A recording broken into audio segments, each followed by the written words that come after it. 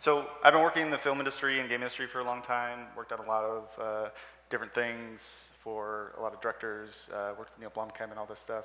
Worked with a lot of big companies over the years, but while I was working on all that, I wanted to start creating and developing something for myself.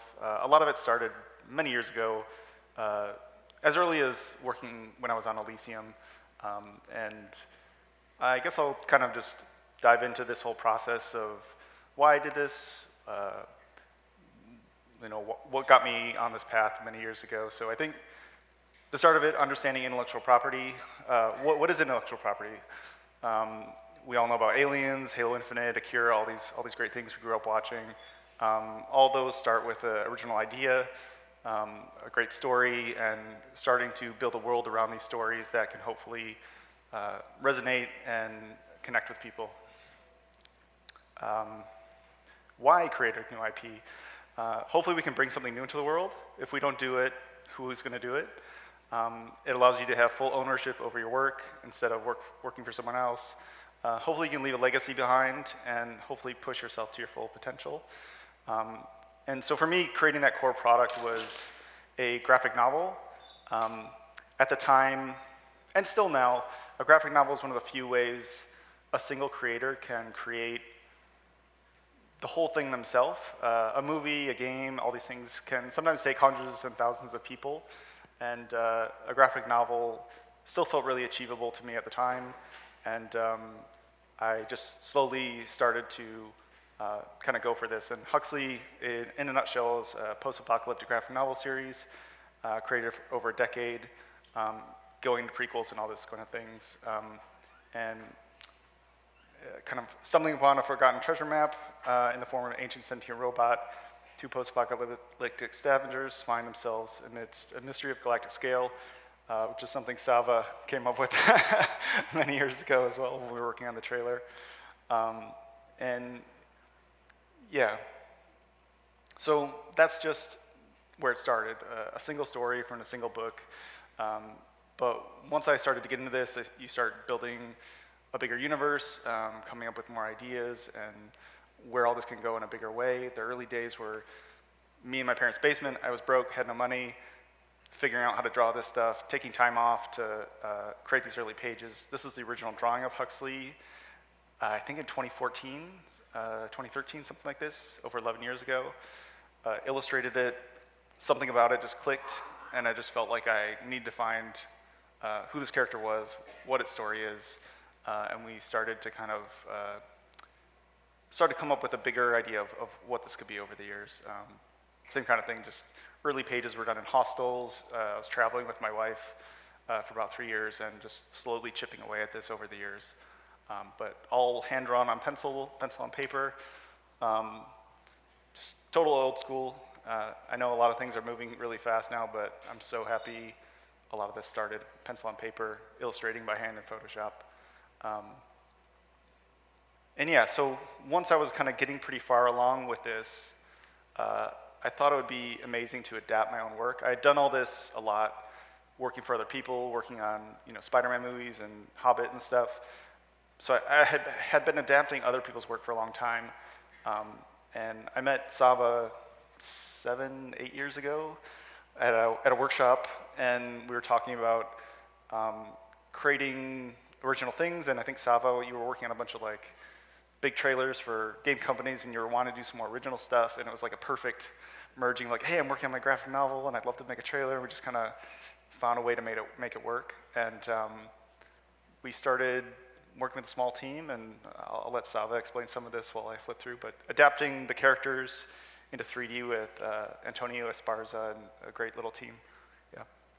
Meeting at a workshop, is this on, by the way? I don't know. I hope it is. Yeah. Meeting at a workshop sounds better. This conversation, I think it happened over a glass of beer at the end of that workshop. But yeah, it was Berlin 2018 Playgrounds, and I mean, I think it started with you just saying hey, let's make something cool together. And a couple of months later down the line, you sent me it was a PDF version of the work in progress original book I looked through it all, and I was like, this is amazing. Picked a few little moments from it. It's one of those things where like, it almost feels like I'm coming from like a CG background, and I do a lot of game cinematics, and in a lot of game cinematics and trailers, like you sort of get to tailor your own trailer, and it's a difficult process, and you always want to, like the game, might not be finished, and you always want to make it look like in the trailer, like there's this, bigger world that you're dealing with, but everything is still work in progress. But with Huxley, what was interesting was the novel was, even though it was work in progress, it was the whole thing, and it almost felt like in a film where you have the entirety of the film ready, and then you cut down a trailer and make a trailer from it. It felt like a similar process. Like we had a whole graphic novel. I picked a few scenes from it, edited that into the storyboard animatic, basically from the graphic novel itself. And it felt like you're editing a trailer out of the already existing work, out of the already existing kind of film, which was very exciting. It was kind of working with the storyboards already done in a way, and just picking the best moments for what that could be. And that was probably one of the more exciting parts of the project, is like having all this plethora of material and story available, and you can just pull from and kind of play with it, and then figure out what's too expensive to make. We did this, this was a very run and gun, small production. It wasn't made by a studio, it was just made by a very, very small team of very talented artists, and somehow myself in all of that mix. But it was, we had those difficulties of kind of, wanting to make it as expansive as possible, while also, not breaking the budget, and trying to do things as, in a smart way, where we can tell how expansive this world is without really, delving into the difficulties of CG productions, which are plentiful. Yeah, does that sum it up? Yeah, I also want to say, like, yeah, the team on this was really small. It was like 7 people or something like this? It was like 8. 8 people? As far as I remember, yeah. And it was about a year on and off of us chipping away at it. It was kind of on and off, yeah. Yeah. Like, I was working with Axis at the time. I was doing other trailers at the time, Antonio as well. Most of the artists are freelancers, so it was kind of on and off. It was kind of start here, work on this little section, then pause it for a while, come back to it. But the whole production, since we started it, and then till the end, it was around a year, the whole way through, which for, how long was it? A minute and a half? No, something like longer. That.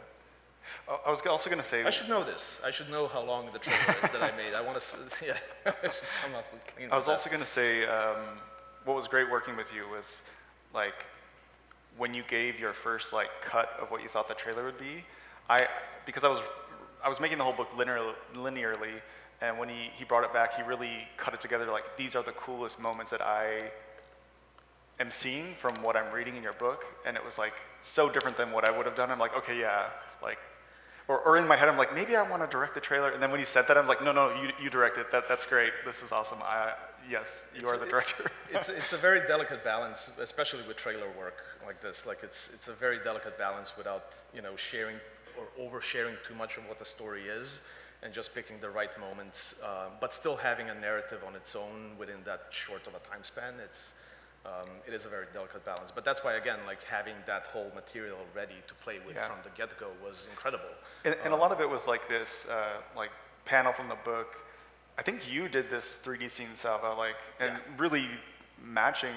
When you did some of this, I was like, oh my God, it's like the drawing. Like, that's so cool. Yeah, I remember painstakingly modeling this scene. They're not my fondest memories. There's the exciting parts of making a trailer like this, and then there's less exciting parts. I will be perfectly blunt. Like you get into the exciting bits, it's like, oh my God, this is a whole new world, and then it's like, oh, I got to model every single piece of this world, and then it becomes less exciting. So, but it all leads to the results towards the end. When you start lighting it, that's when it really starts getting to life, and it starts feeling like this world is alive. Same with some of these. I was like, you took the panel, and I was like, oh my God, it's like directly from the comic. It was just really cool to see that. Well, that was the one thing that was important to me. It was like, okay, one of the things I wanted to really like be faithful to in this adaptation is be very faithful to the panels from the graphic novel. Like it was, all of the shots were carefully designed. I mean, recreated is a safe word to use, to match as close as possible to the graphic novel. So it feels like the graphic novel is actually coming to life. And not using them as a starting point of kind of an inspiration and then, kind of expanding that in cinematography of how you shoot that scene, but no, I actually wanted to shoot the scenes as they were presented in the graphic novel, to stay as true to it as possible. And it was really cool to like go back and forth with Antonio. I think Antonio at the time I think the schedule was like one full character a month from the panel. Maybe it took a little longer or shorter sometimes, but like it was around a month for like full final character. Somewhere around that, yeah. And we had other help as well on character art. Mihailo as well did some amazing asset work on that one. But yeah, it was a lot of asset work went into this. Some great matte paintings from Steve Corman as well. Yeah.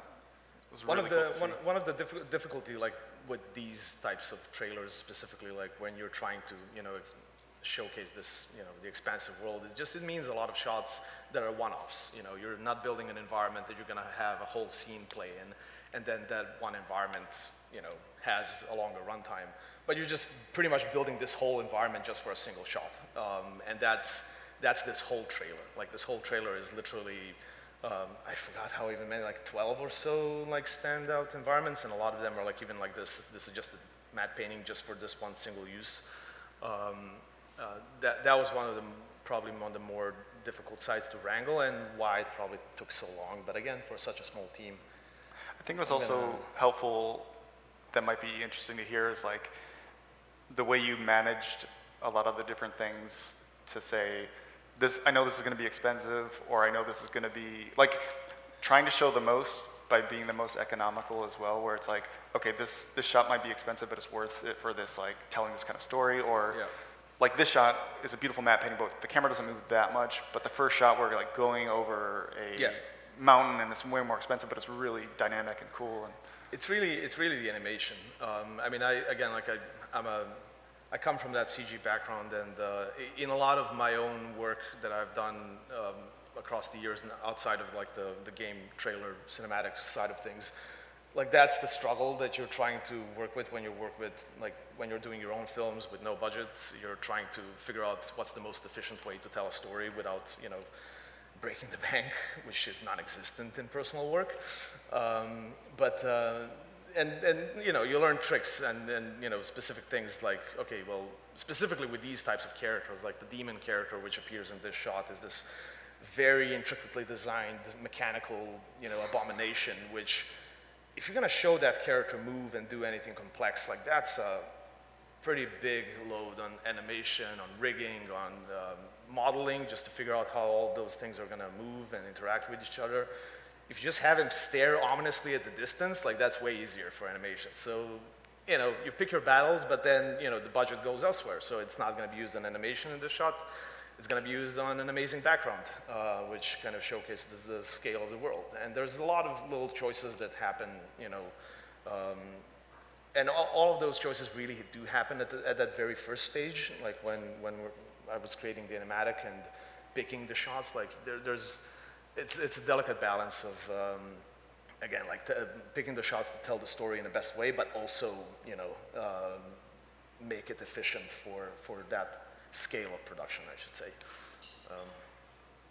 That was a mouthful, but I hope that makes sense. But yeah, after we kind of like took the graphic novel, started adapting all these characters meticulously over the months, we kind of started assembling all these shots. I think the next video is basically like a year of our time in 3 minutes or 2 minutes or something. So hope you enjoy a condensed year of a lot of artists' life.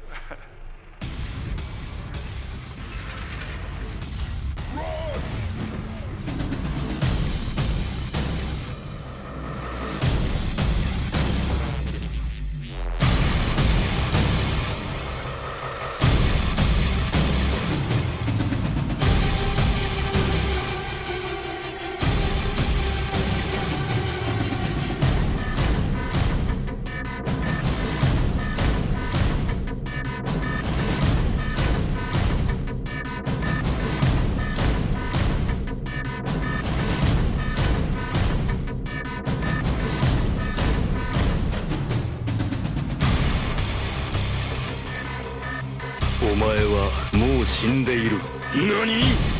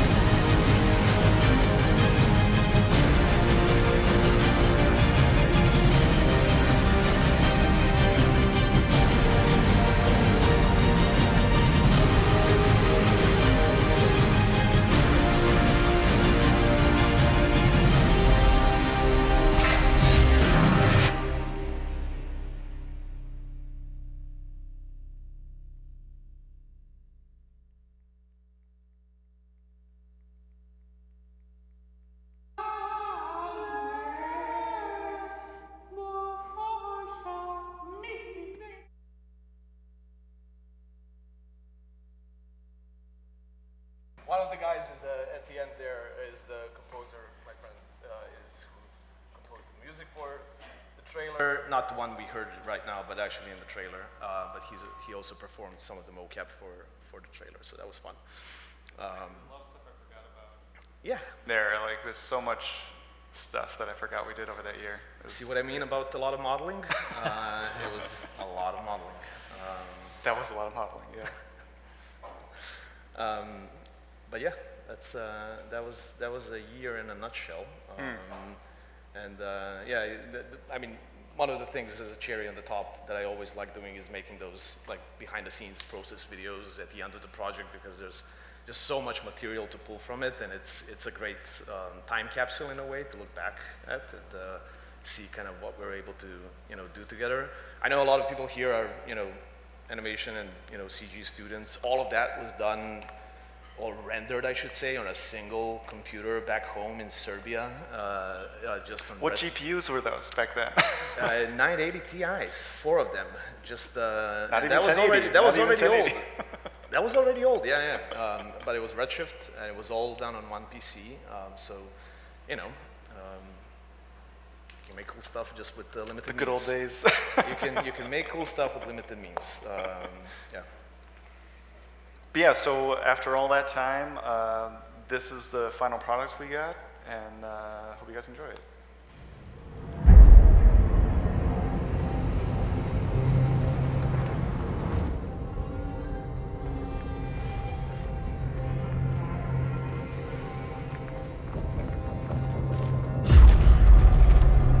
What do you think it is?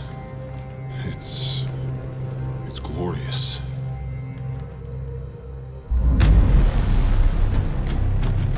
It's dangerous out there.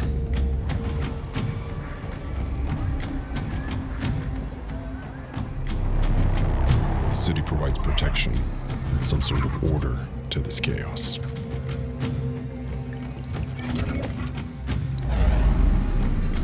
If we follow the rules and keep our heads down, there's nothing to worry about.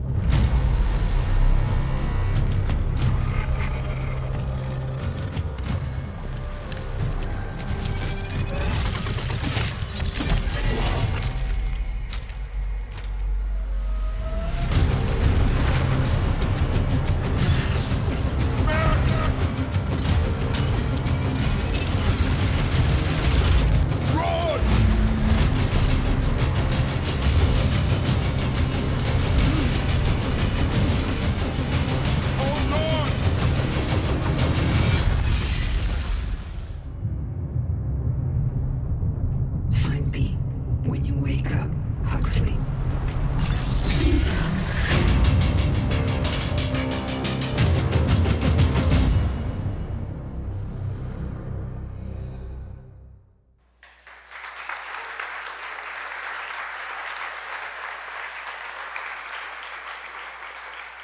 And so the idea for this was, I was finishing the book.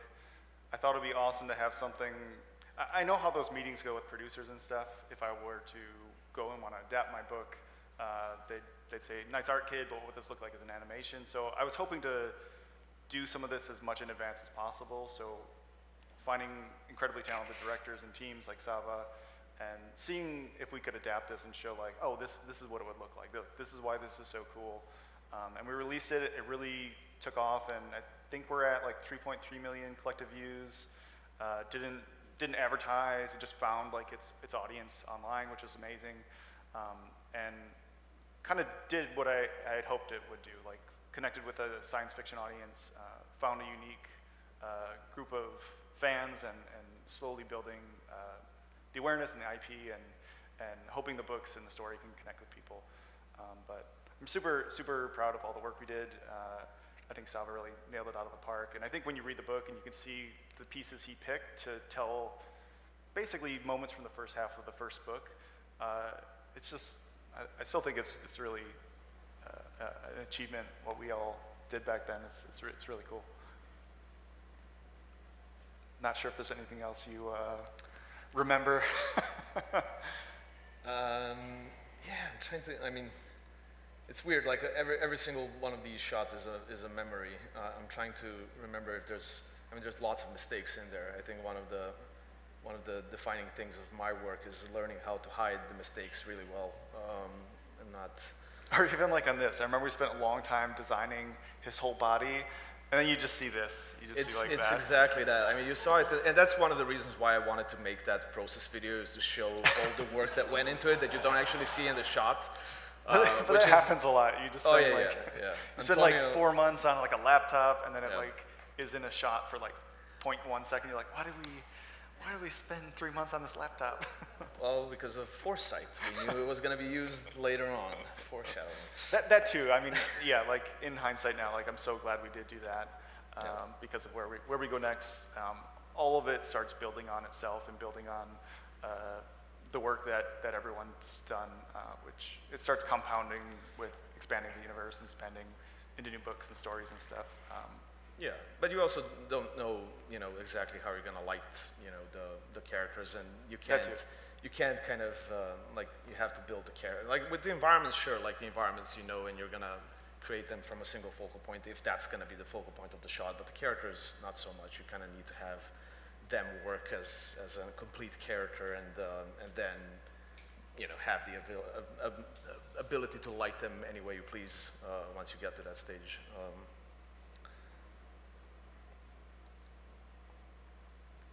And then from there, so after all this, finishing the book, I things start kind of growing and things are expanding, and I find myself going from just a single person to starting to run a small studio, hiring new people, finding great talented people like Steve and Nikolas as I start working on the new books, figuring out how to do partnerships, working with other studios, managing social media, selling things, marketing. At one point I was thinking about manufacturing the books myself, so I had to figure all that out. Just kind of all on myself at the time, just how am I gonna do this? How do I figure this out? How do I grow this? And so some of the things we did was starting to expand the universe through these different characters. Some of the ones we wanted to do for the trailer, like Tarada, this like very blue character, I think it was too weird, or we just didn't have time, or we cut it out of the trailer. And it was a cool moment to like expand a lot of these characters in ways that we just didn't have time to do in the trailers. And so Nikolas was hugely involved on expanding all these illustrations. I think he did like 250 illustrations of all these characters. All Nikolas, but a lot of it was rooted in and built on top of all the great characters we did for the first trailer. But similar kind of thing, not making a huge shot, but taking a moment from the book and figuring out a cool cinematic, realistic way to tell these moments in illustrations and beautiful pictures. And I can let you lead from there, Nikolas, on how you were thinking about some of this stuff. Yeah, the process was pretty similar, like Saba was telling about the trailer, because like you sent me, I remember, lots of screenshots from the book, and you like asked me to explore like some of the areas, and I picked the ones that I really liked, and just went from there, like exploring like randomly some ideas, like how would this character behave, what the cool story would be with the character that wasn't explored in the trailer a lot, like or expand the characters that are in the trailer, like the Scrape Robot, the Max and Kai characters. Like it's this one in particular, I remember thinking like it would be too weird. Like I don't know if we should do this. It's gonna be too weird. And then when you did it, I was like, actually that's pretty cool. Yeah. I could see it. Actually maybe that would work. Like let's keep going. So stuff like that was really cool to see as well. Yeah, and exploring like Ronins in this different environments was pretty cool. And yeah, these one is like new, like a combat droid, like a version of a Scrape Robot that we saw in the trailer. Yeah, so it was pretty cool to like just randomly explore different stories and characters from the very book. 3D heavy, like Blender workflow, ZBrush. Yeah. To help build all the illustrations. And then modeling really helped. Like I enjoyed playing with the characters that you did on the trailer, because they were so well modeled, and you basically that was all Antonio. Yeah, Antonio was the MVP of that trailer. I want to say so. Like There's not a character that he didn't touch. He supervised all of it and Nice. modeled a lot of it. And it was a lot of work that went into And how some of the creation blender those. scenes are set up as Yeah. well, like kind of like a movie where it's just like, we're only going to see this shot, let's just make something cool from this angle. But the scene's kind of doesn't make sense a little bit. Oh, it's interesting. Those are some of the 3D objects of the background I made for the trailer, or for the comic book, actually. It's funny. Mushrooms in the background. Yeah. But a lot of these like blender scenes don't make any sense because you're building everything just for the shot. Exactly. Like, but it's just all kit bashed and yeah. But the characters are amazing. Like, and it was pure satisfaction, you know, like just to play around with the lighting and the stories and stuff, because all the basic fundamental like character work is done. So you can just have fun and explore. I always liked how this one turned out. Yeah. But it was cool to see him like explore different moments and different things that we just didn't have time to do in the books, didn't have time to do in the trailer, just like soldiers gearing up for battle and stuff like this. And I feel like it really helped, and you'll see some stuff in the gallery later. Like, it just captures these interesting moments that we didn't have time to do, or I'd love to see, or would hope to do someday. So it was really cool to see some of like this come to life. But yeah, some of the scenes just, Behind the scenes. it's kind of silly, but it like just makes the shot look cool. Yeah. And yeah, some new things like having ideas that we just didn't have time to do in the books, like, oh, I want the Ronin to have some sort of like training robot, like a combat droid, like maybe there's this other faction in the world. And so it also helped to explore ideas and flesh out the IP and expand the IP in interesting ways.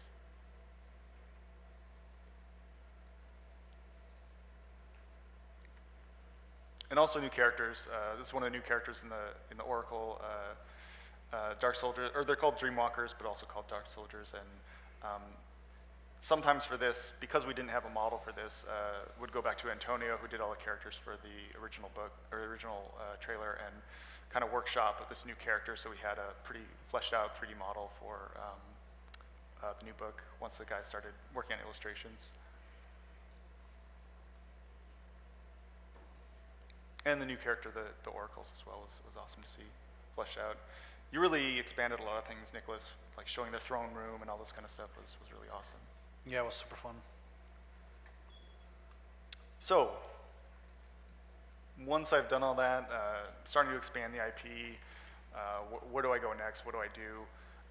At the moment, I'm deep into prequel books. We finished the Oracle, it's out there at bookstores. We finished the book after that. Oracle is almost like Dune Part 1. The book after that is sort of like Dune Part 2 of this bigger story, and that should hopefully be out or announced later this year. Exploring game development and things like this, exploring film, TV, animation development and adaptations, toys and collectibles, and trying to navigate all that stuff as I try to grow all this. And so the new book, The Oracle, is a prequel to the original graphic novel. Takes place maybe 30, 40 years before the original graphic novel, when Max is a younger soldier in the army, and the kind of like machine and AI empire is like the Roman, almost like the Roman Empire grand scope in this world. And I really wanted to show like the bigger military force on the planet, and it was really awesome to show all that. So for that, we also made a trailer, which I'll, one extra thing is this shot I really wanted to be in the original trailer, and it just didn't fit, but I found a way to get it in for the next one. But for this, The conversation about this shot. like, it'd be really cool. It's like another DMP shot, man. And you're like, this is too expensive. We don't have time for this. Let's just no. It also happened towards the end of the trailer. It was like, hey, let's throw this one in. I'm like, nah, I don't know. It kind of happened here, where it's like, I feel like we need something. Maybe that shot. But it was fit. fun. It was fun because I had no idea about, like, when you were doing the other one with Siama. I saw like a sort of like close to finished version is when you first showed it to me, and it started playing with this shot. I was like, yep, knew it. A little preface on this. This was directed by Siama Pedersen, who's an amazing director who did the Warhammer: A Star Days short films, and I was just a huge fan of his work. I wrote to him, hey, maybe we should work together someday. I think Sava was busy at the time, so it was you got the first call, and I think you were busy. And I was like, it was a good thing that I was busy.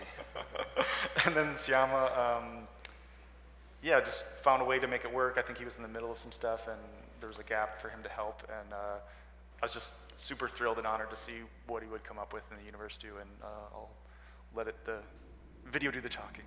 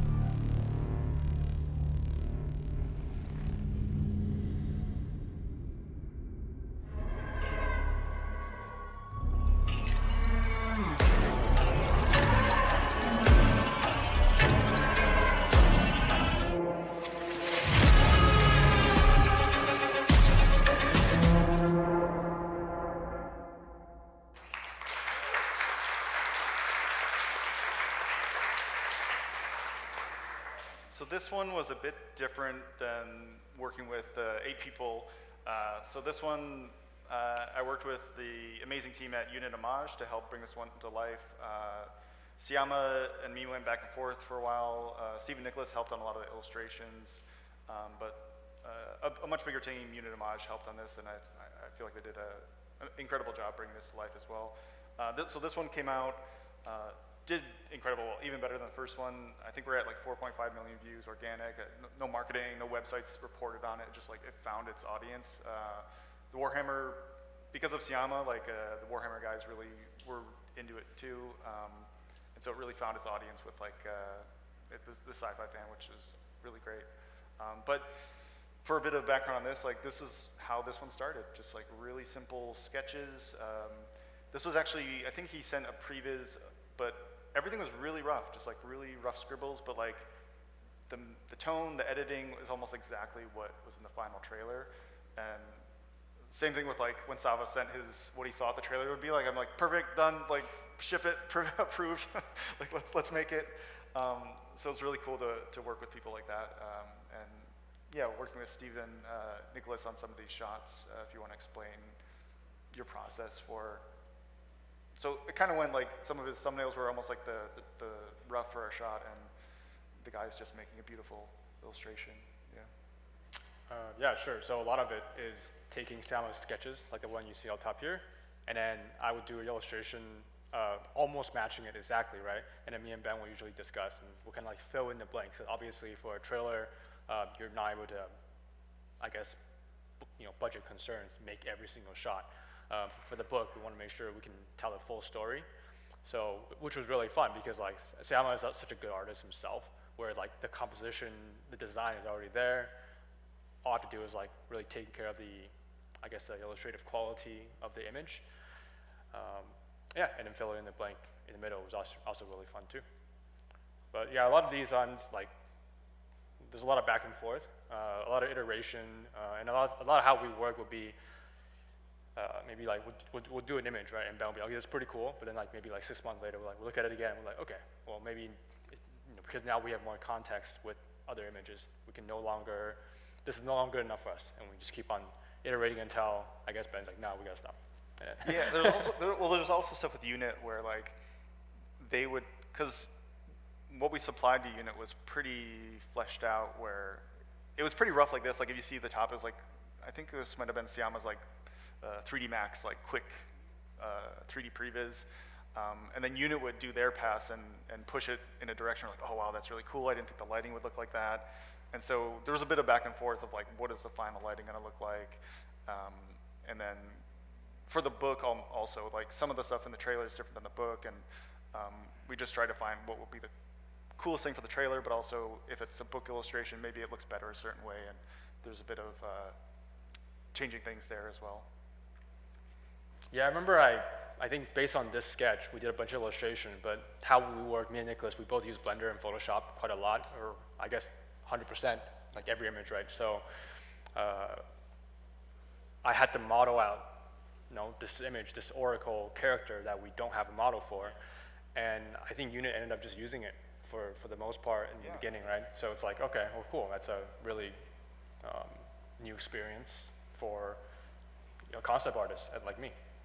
And also having the characters from the first trailer, we had the Ronin armor, so a lot of things were, again, starts building on each other. We also didn't have like this huge drop ship, like, again, for this story, I wanted to really show like the scope of the scale of the army. So we want to show like this giant war society, how these soldiers become, how humans are like born and cloned into the world, how they become soldiers into the army, who controls the army, who controls the city.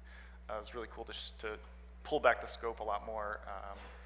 And yeah, a few new characters in there, like the Oracle was. I feel like this ship started out from like this one back view, like of the engines. That's all we had, it was just like a circle. And then Ben was like, oh, maybe it'll be cool if we see it flying. It's like, okay, we'll not design the front. And then I think it's in the next book where it's like, oh, well, it'll be cool if there's a shot of it inside. Okay, now we got to design the inside. So like one after another, we design out the entire ship, inside and out. It does help to work on things in stages where it's like, we're not going to see that, let's not worry about it for now. But then when you get to there, we okay, let's design the interior, but like, I guess back to the budgeting things down, like, yes, we could spend 3 months designing this entire spaceship, everything works and it's inside, but maybe we don't need that just yet. Learn some lessons from the droid. But it was cool, like some of these shots, like Unit lit it completely differently, that was really cool, but I ended up still really liking the earlier lighting we had and tried to keep it pretty faithful. I mean, like the bottom is my illustration, the top is Siama's. Like, he did all the job already. It's he's an amazing artist, really. Like, all his sketches are, released and unreleased stuff that, obviously, for the next book and everything, he's really, really good. Like framing, timing, everything is always really, like, it's got a voice to it, which is great. And here's that shot. There's a flashback in the first book, and I was just like so enamored with like, oh, that's such a cool moment of like Huxley talking about like, or the characters talking to Huxley about like what happened to the planet, and I was like, that'd be such a cool shot, and finally got it into this trailer, so that was really awesome. But even things like this, where like sometimes I would step in where we had this like destroyed Titan corpse, and they were kind of like coming up with some things, but I was like, no, I really want it to be like the character in the book, and I just went into ZBrush and sculpted it and handed it back to them, and it was like exactly what I wanted, and they tore it apart and broke it into pieces for like this corpse in the sand. So some things like that is awesome too. Just because I've done this, I can happen at any time. And another interesting thing is like some of the scenes that Nikolas did. There's like these giant spheres in the sand, and he just came up with this shot, and then they're walking towards this Titan ruin. I'm like, oh my God, the spheres are like these laser guidance. Like we just connected the dots. Like some artists do things, but then you slowly like, oh, actually that totally makes sense. Like it's not just some random thing. It's like the laser system on their body, and it was cool to have like things like that happen as well. It's funny because I did it like randomly because the sphere shape looked cool, and then you found a way how to connect it to the story, into the Titan. It was Because we have some shots later that Steve did. I think one of them's in the gallery where the Titan laser defense system is like shooting some of the dropships out of the sky, and it's just like kind of like, almost like eyeballs, just like turning around and like shooting. So it's really cool to connect all those dots. But working with Unit was awesome. Like, we had the characters from the first trailer, but because we got so close to them in the new trailer, they went to town a bit more on the textures, and you'll see in a second on Max, they really like went to town on his face, and I was like, holy shit, like, sorry, I keep swearing. But they really went to town on like the face scan, and like, because we see his mouth really up close in the shots. So it was really cool to work with those guys and see where they push things super far. And I was gonna say something else about developing the characters. Oh yeah, that one shot in the trailer where Max turns around and says like, run. I remember we had it done and it was pretty good, but then you worked on some like military trailer where you had to really get like face scans, and then you're like, I figured it out. And you found a way to like make the face even more realistic, and it was like and then it turned into like my favorite shot, just like, rah. It was that, but on a shoestring budget. So that military trailer, which never got out, by the way, like that was something that we did and it never saw the light of day. Some trailer, I don't know what I said. Yeah, but that was like a full DI 4D facial scan and facial like 4D performance, and that's the best way to get like the authenticity of a character performance. We did not have that budget working on on the first trailer of Huxley, so it was all blend shapes. But it was, and I think it was an embarrassingly low amount of blend shapes to make that shot work. I did my best to hide all the mistakes. But yeah, Antonio did amazing on those blend shapes. I think like those definitely went a long way. But things like that are pretty cool, where because we kind of chipped away at it over a year, like we weren't really like, this has to be done in like 2 weeks. It's just like because it was like, oh, if we have it done like kind of when I'm close to the book finished, that would be pretty cool. And so there was times we could like fit things in and like really massage things that wouldn't have happened otherwise sometimes. I think this might be one of the early previews. We don't have to watch the whole thing, but like this was like, I think this was like the early previews before, it was like after Siama's sketches, but before Unit took it. So you can kind of see like he took those rough drawings and like how he started to animate rough characters. But we don't have to watch the whole thing, but I just thought it was kind of cool.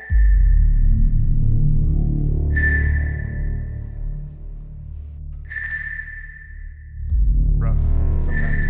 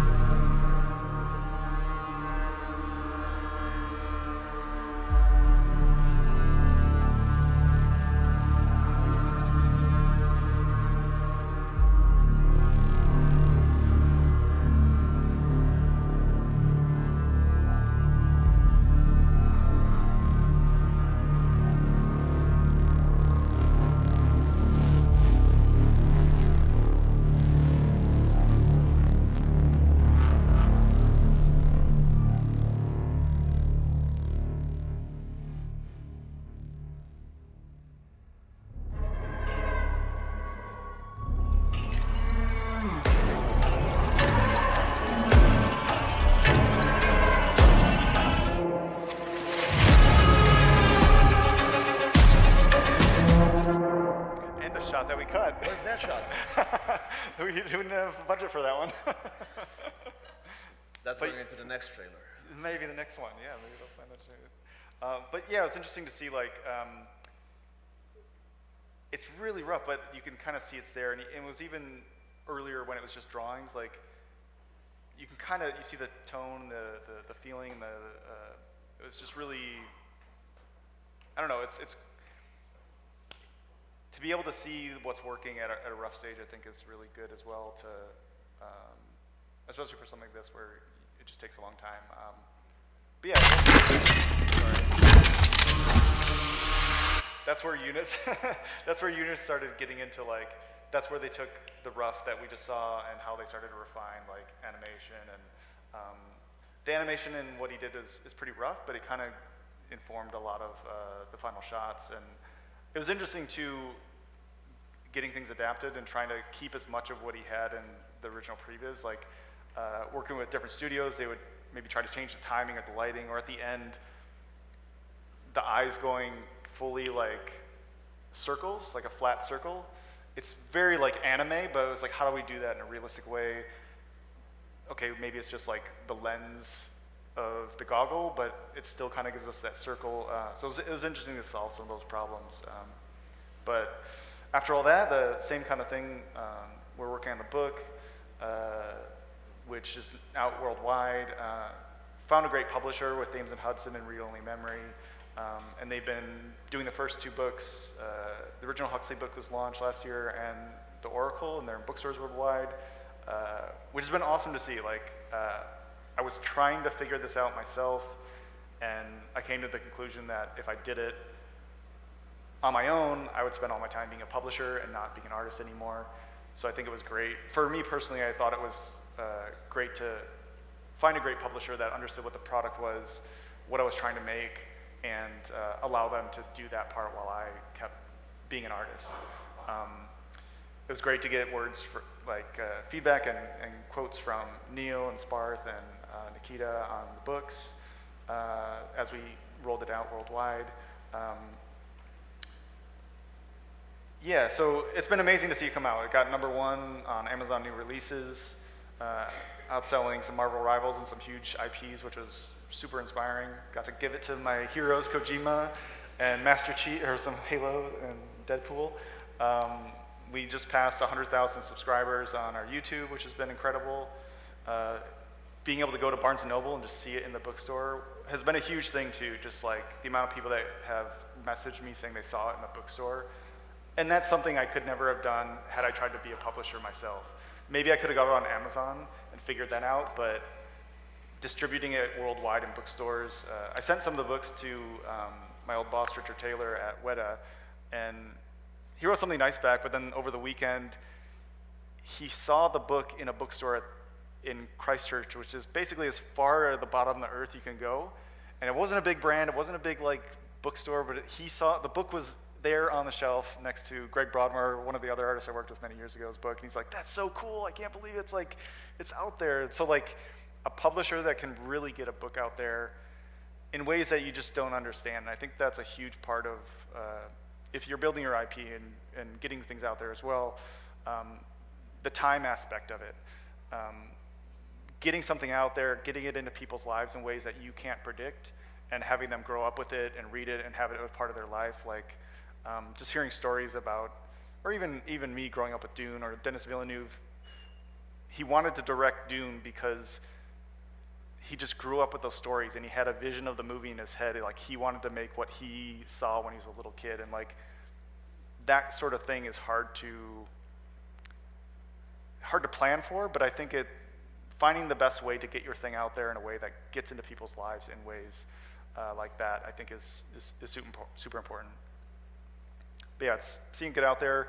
The first book did really well. It sold out the UK edition, and on its second reprint now. But the second book really found its way into Japan and Asia, which is amazing in a way that the first book didn't. So it's been showing up in Kinokuniya and in Tokyo and Shinjuku.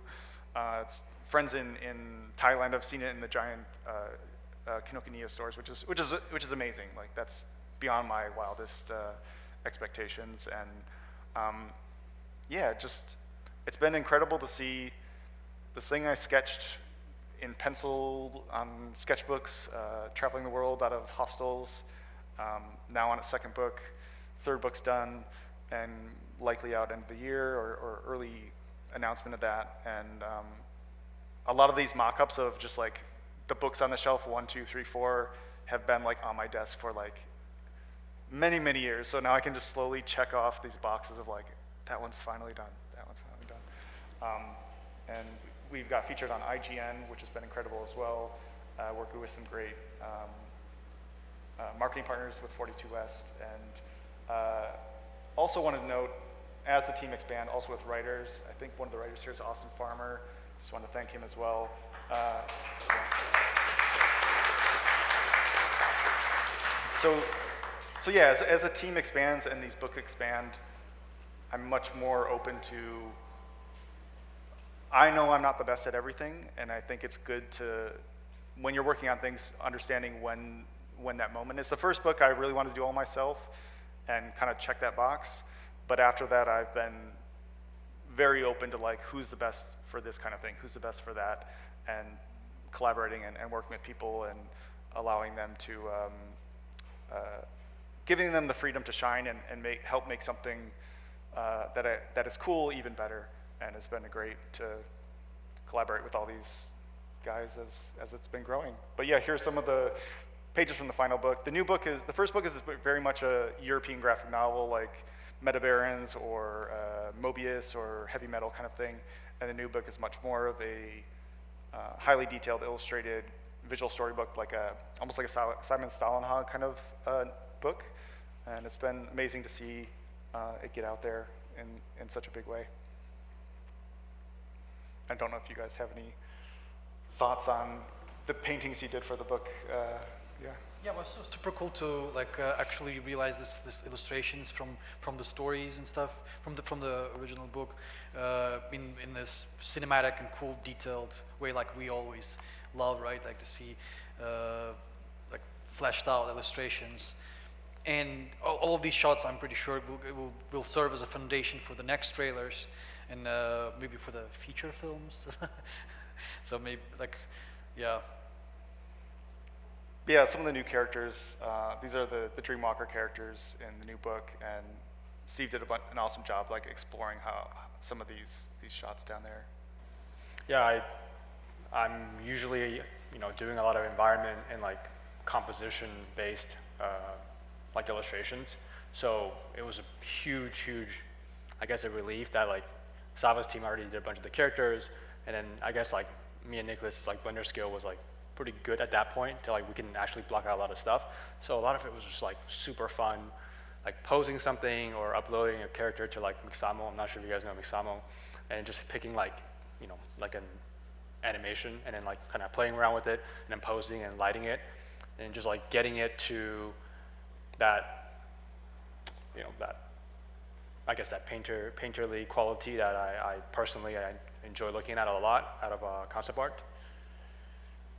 One of the other things I want to say was also the tone of the story. Like for me planning out each story, the first book was maybe a little playful adventure story, a little lighthearted in areas, but the new book I really wanted to be like a serious kind of war story. So Nikolas did a lot of these. I'm not sure if this was prompted, but like, or maybe we added it later. Originally it was going to be sort of like the trailer where you just see these soldiers being branded and initiated into the army, but I really wanted to have not necessarily a flashback, but just like let's show Max being like taken to prison and being on trial or something, and he is recollecting what happened, and us as a reader is trying to figure out, is he telling the truth, is he not telling the truth, like what horrible thing did he actually do, and he's telling the story and we're reading this story. So to make it a bit more of an interesting narrative that we see the conclusion of in the next book. Courtroom drama. Or like a little like cop dramas, like Heat or something. Like just like play into the different genre storytelling is really cool. And then also seeing like the illustrations of the book are similar to the trailer, but different as well. Unit lit it a bit differently, but I liked the way Steve handled certain things. So like, I like that the book and the trailer and other things are a unique experience as well, and not just one-to-one, the same thing.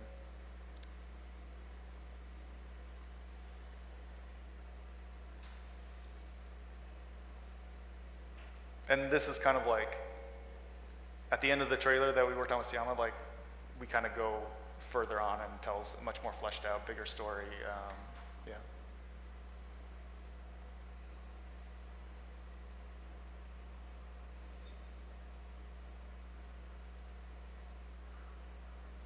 Sort of spoilers, sorry. But yeah, I just hope you guys, this is kind of this decade-long adventure I've been going on, taking an original idea, chipping away at it day after day, year after year, and turning it into something bigger. And yeah, I hope this is where I'm at now. I'm sure I'm going to make a lot of mistakes. I'm sure I'm going to do a lot of things right and wrong.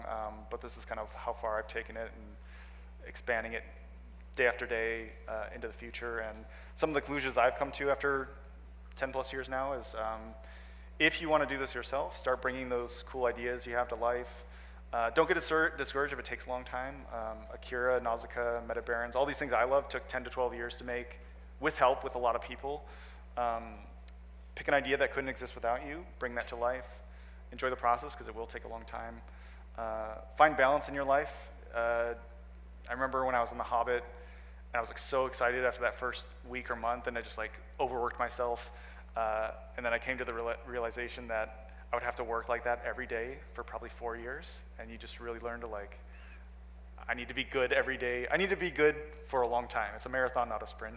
So just learn to have a balanced, some sort of balance in your life so you can do this every day forever and not just be great for half a year and then burn out.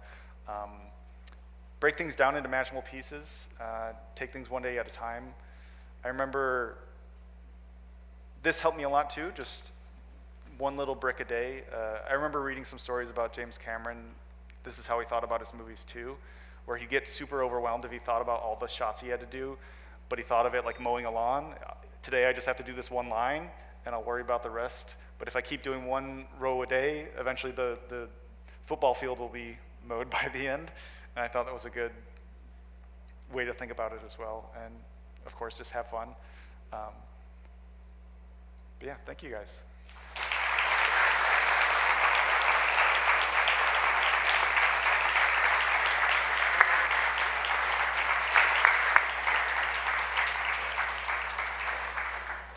That was incredibly inspiring. Thank you so much to you guys for coming here.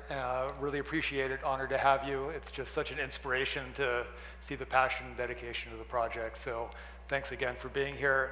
So for those of you who are here in person, we have an awesome gallery show upstairs, so you're all welcome to join us for that. So basically, once we leave, you just head out the way you came, hook a left, and we'll end up in the gallery. There's also the patio where you're all welcome to. And if you have any questions for the speakers, the guys will be up there. Thanks again to Dell and NVIDIA for sponsoring our events at Gnomon. Again, it's thanks to them that we can do it. And another round of applause for the crew.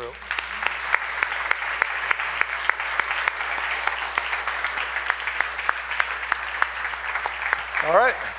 See you guys at the next one. Thank you so much, everybody.